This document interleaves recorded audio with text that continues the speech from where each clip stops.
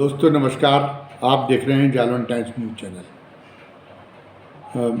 कांग्रेस और बहुजन समाज पार्टी के बीच में लोकसभा चुनाव को लेकर तालमेल होने की चर्चाएं अभी लगभग बंद हैं। कांग्रेस ने एक समय बड़ी कोशिश की थी कुछ दिनों पहले तक कि बहुजन समाज पार्टी भी इंडिया गठबंधन में उसको भी इंडिया गठबंधन में लाया जा सके, और इसके लिए उच्च स्तर पर कहा जाता कि संपर्क भी हुआ था, लेकिन ये कोशिशें परवान नहीं चढ़ पाईं और फिलहाल इस तरह की अटकलें अभी इनके बारे में चर्चा बंद हो गई थी।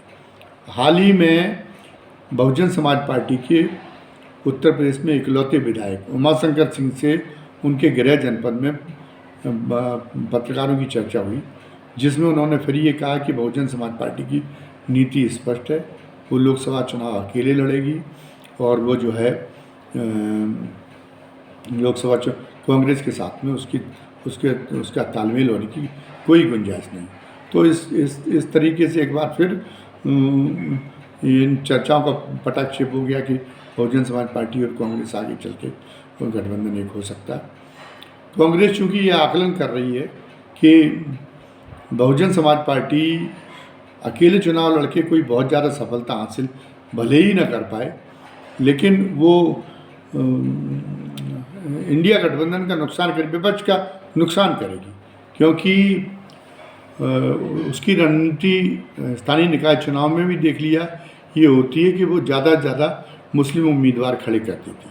तो उत्तर प्रदेश में वो ज़्यादा से ज़्यादा मुस्लिम उम्मीदवार खड़े करेगी, तो जो इंडिया गठबंधन का एक सबसे महत्वपूर्ण घटक उत्तर प्रदेश में है समाजवादी पार्टी, उसको नुकसान होगा, उसके वोटों का बंटवारा होगा। हर मुस्लिम कैंडिडेट छांट के वो मजबूत कैंडिडेट को खड़ा करती है बहुजन समाज पार्टी, तो हर जगह पे वो पर्याप्त संख्या में मुसलमान वोट झटक ले जाएगा, तो उससे समाजवादी पार्टी को कई जगह सीटों से, कई अपनी जीती हुई सीटों से भी हाथ धोना पड़ सकता है। तो समाजवादी पार्टी भी इस आशंका को लेकर कम फिक्रमंद नहीं है। इसीलिए मायावती ने इतना कुछ कहा होगा अखिलेश के बारे में, लेकिन अखिलेश यादव ने अभी तक मायावती के बारे में कोई तल्ख टिप्पणी नहीं की। अब मायावती का क्या जो है क्यों ऐसा इरादा कि वो अकेले चुनाव लड़ेंगे, इसके पीछे कई कारण हैं। सबसे पहला कारण तो ये है कि मायावती जब अकेली चुनाव लड़ेंगी तो वो ज़्यादा से ज़्यादा लोगों को टिकट बांटेंगी, और हर टिकट में पार्टी बहुजन समाज पार्टी जिसको भी टिकट देती है, हर उम्मीदवार से पार्टी फंड के लिए उससे योगदान तो लेती है। तो ज़्यादा से ज़्यादा जब उम्मीदवार खड़े करने की आज़ादी रहेगी तो ज़्यादा से ज़्यादा योगदान रहेगा। ये तो बाद में देखा जाएगा उनमें से कितने सफल होते, कितने सफल नहीं हो पाते। दूसरी बात ये कि केंद्रीय जांच एजेंसियों के पास में अभी कई जांचें लंबित हैं मायावती के खिलाफ और उनके भतीजे आकाश आनंद के खिलाफ। तो केंद्रीय एजेंसियां जब मुस्कें तानती हैं तो मायावती जी को सोचना पड़ता है। वो अगर दूसरे गठबंधन में शामिल होने की कोशिश करेंगी विपक्ष के किसी और गठबंधन में, तो केंद्रीय एजेंसियां सक्रिय हो जाएंगी। तो ये डर भी, ये भी जो बात कही जाती है, तो ये भी बात अपनी जगह कहीं सही है कि मायावती को इसके कारण से कुछ ना कुछ डर रहता है और इस कारण से वो नहीं हो पाती। कांग्रेस से उनकी नाराज़गी की एक वजह और है। पहले तो वो इस बात से नाराज़ थी कांग्रेस से कि कांग्रेस ने उत्तर प्रदेश कांग्रेस का अध्यक्ष उनके साथ के गए दलित नेता ब्रजलाल खाबरी को पार्टी का प्रदेश अध्यक्ष बनाया दिया था। दलित नेताओं के प्रति उनका सोतिया डाह जैसी उनके मन में भावना रहती। कोई और दलित नेता कद्दावर हो, कोई और दलित नेता केंद्र बिंदु में आए, ये उनको एक गवारा नहीं होता। और ब्रजलाल खाबरी को तो उनको बिल्कुल बर्दाश्त नहीं थे, क्योंकि ब्रजलाल खाबरी कल तक उनके शिष्य थे और आज जो है उन्हीं को जो है ताल ठोंकने के लिए उत्तर प्रदेश में कांग्रेस ने भेज दिया था। इसलिए कांग्रेस ने जब ये इंडिया गठबंधन बना उसके बाद में कांग्रेस ने ब्रजलाल खाबरी को इस तरह से पदस्थापित कर दिया और एक तरह से पदच्युत कर दिया और उनकी जगह पर अजय राय को प्रदेश कांग्रेस का अध्यक्ष बन गया, प्रदेश कांग्रेस का अध्यक्ष बना दिया, ताकि मायावती का थोड़ा गुस्सा शांत हो सके, मायावती थोड़ी शांति के साथ में उनके आग्रह को स्वीकार कर सकें। लेकिन मायावती इस बात से भी नाराज है कि कांग्रेस ने राष्ट्रीय अध्यक्ष भी एक दलित नेतृत्व को बना रखा। वो पूरे देश के दलितों का अपने आप को जागीरदार समझती, तो उन्हें गवारा नहीं कि कितनी बड़ी राष्ट्रीय पार्टी कांग्रेस ने और एक जो है एक दलित नेता को, जो मजे हुए दलित नेता साबित हो रहे हैं, जिन्होंने अपनी जो एक अलग पहचान बनाने में सफल हुए। ये कहा जाता था वो तो सोनिया गांधी के रबर स्टाम्प के रूप में काम करें, लेकिन वो एक स्वतंत्र छवि बनाने में सफल हुए और वो जो है उनकी लीडरशिप, उन्होंने कई जगह के बाद उनकी लीडरशिप को स्वीकार किया जा रहा, महसूस किया जा रहा। कई जगह उन्होंने कांग्रेस में विवाद था, राजस्थान में राजेश पायलट और सचिन पायलट और अशोक गहलोत के बीच में विवाद को शांत कराने में उनकी बड़ी भूमिका रही। कुछ और कर्नाटक में भी उन्होंने कांग्रेस के अंदरूनी विवादों को कामयाबी के साथ संभाला। तो वे और लोकसभा में भी वो नेता, राज्यसभा में भी संसद में भी वो नेता प्रतिपक्ष के रूप में, एक प्रतिपक्षी नेता के रूप में एक बहुत अच्छी भूमिका का निर्वाह कर रहे हैं। प्रधानमंत्री नरेंद्र मोदी से तीखे जवाब सवाल वो करते हैं, तो एक उनकी एक छवि बनती जा रही है। उनका नाम प्रधानमंत्री पद के लिए भी चलने लगा है। ये कहा जा रहा है कि अब हाल फिलहाल प्रधानमंत्री की बनने की बहुत इच्छुक नहीं राहुल गांधी, और तो इसलिए हो सकता है कि कांग्रेस अगर सबकी सहमति बन जाए तो कांग्रेस प्रधानमंत्री पद के लिए मल्लिकार्जुन खड़गे का चेहरा प्रोजेक्ट करने को तैयार है।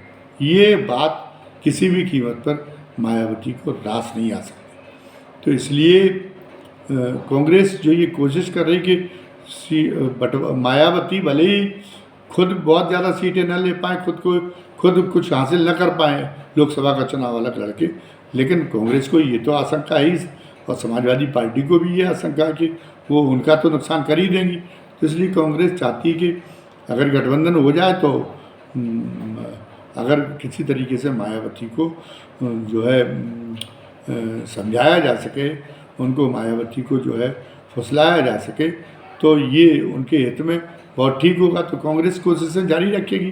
फिलहाल उसने कोशिशें बंद कर दी होंगी जब मायावती की तरफ से कोई सकारात्मक संकेत नहीं मिले होंगे, तो फिलहाल उसने बंद कर रखी होंगी। लेकिन अभी कुछ महीने शेष हैं लोकसभा चुनाव का समय आने में, और तब तक कांग्रेस अपना कोशिश करेगी, हाथ पैर मारेगी कि मायावती को किसी तरीके से रिझाया जाए, मायावती को किसी तरीके से मनाया जाए। अब कांग्रेस को इनमें अपनी इन इरादों में कितनी कामयाबी मिलती है तो देखने वाली बात होगी।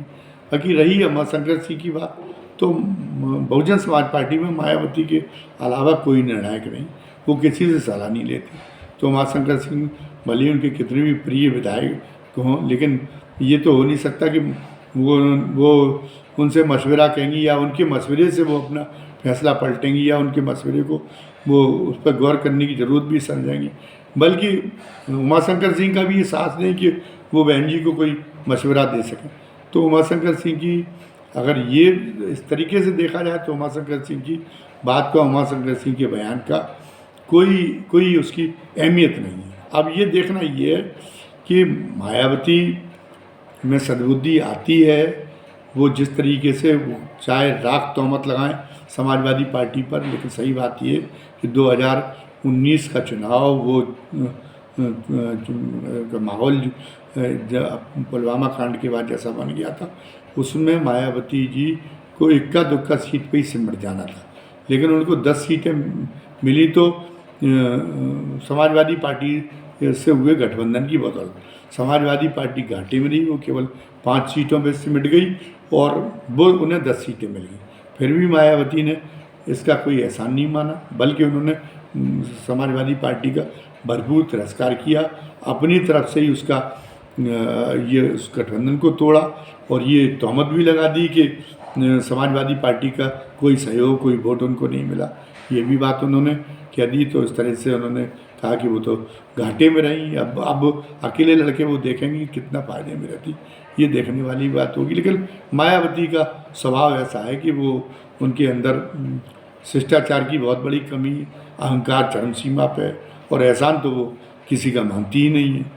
तो इन परिस्थितियों के बावजूद दूसरी पार्टियां उसके साथ तालमेल करना चाहती हैं, ये एक बड़ी बात है।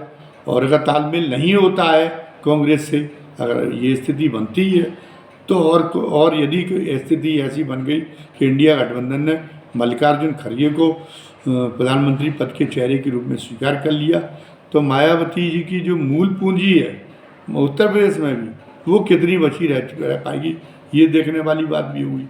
कहीं ऐसा ना हो कि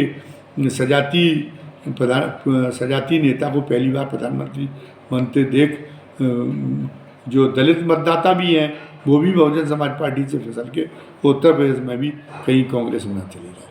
फिलहाल ये सारी अटकलें बहुत दिलचस्प है। अपनी बात ख़त्म करने के पहले फिर मैं आप लोगों से गुजारिश करना चाहूँगा कि अगर आपको हमारा चैनल पसंद आ रहा हो तो आप उसको सब्सक्राइब करें, उसको आप लाइक करें और बेल आइकॉन दबा दें, ताकि हम जो नया वीडियो डालें उसका नोटिफिकेशन आप तक पहुँच जाएगा। धन्यवाद। जय हिंद, जय भारत।